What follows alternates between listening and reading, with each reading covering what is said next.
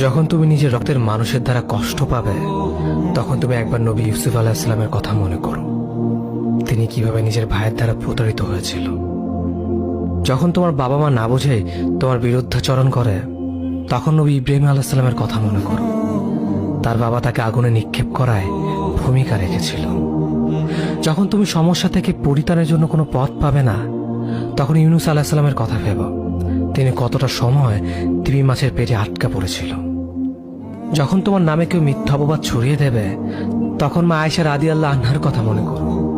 তার নামে পুরো শহর জুড়ে কুৎসা রচনা করা হয়েছিল।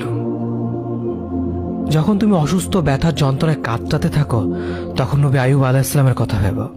তিনি ভয়ঙ্কর এক ভাইরাসজনিত রোগে আক্রান্ত হয়ে তোমার থেকে বেশি কষ্ট পেয়েছিল। যখন তুমি দিনের কোনো বিধান নীতিতে যুক্তি খুঁজে পাও না, তখন নবী নূহ আলাইহিস সালামের কথা ভেবো। তিনি কোনো প্রশ্ন ছাড়াই মরুভূমিতে নৌকা তৈরি করেছিল।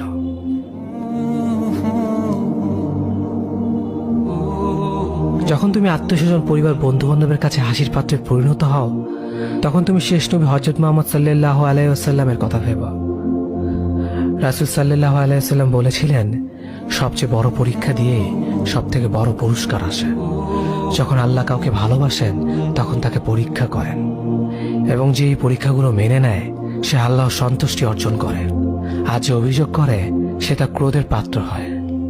হে আল্লাহ, তোমার কথা মনে করা, তোমার প্রতি কৃতজ্ঞ হওয়ার এবং তোমার ইবাদত করার তৌফিক আমাদের দান করো। আমিন। যেভাবে তুমি সন্তুষ্ট হও, সেভাবেই আমাদের পরিচালিত করো।